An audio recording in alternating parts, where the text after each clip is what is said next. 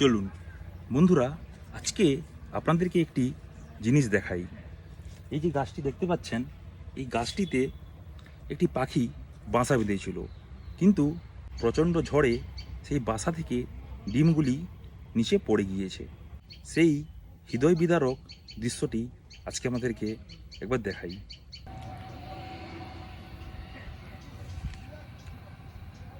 এই গাছটির একেবারে উপরিভাগে দেখুন একটি পাখির বাসা রয়েছে।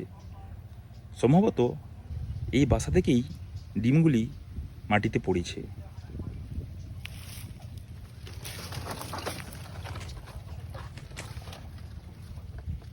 আমার হাতে দেখতে পাচ্ছেন সেই ভেঙে যাওয়া ডিমগুলি। এই ডিম থেকেই দুটি নতুন প্রাণের সৃষ্টি হতো। দেখুন কি হৃদয় বিদারক একটি দৃশ্য।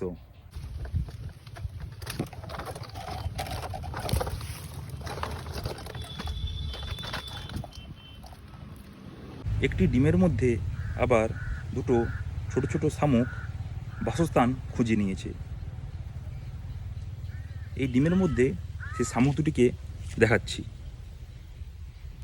দেখুন কি সুন্দরভাবে দুটো শামুক ভেতরে বসে আছে।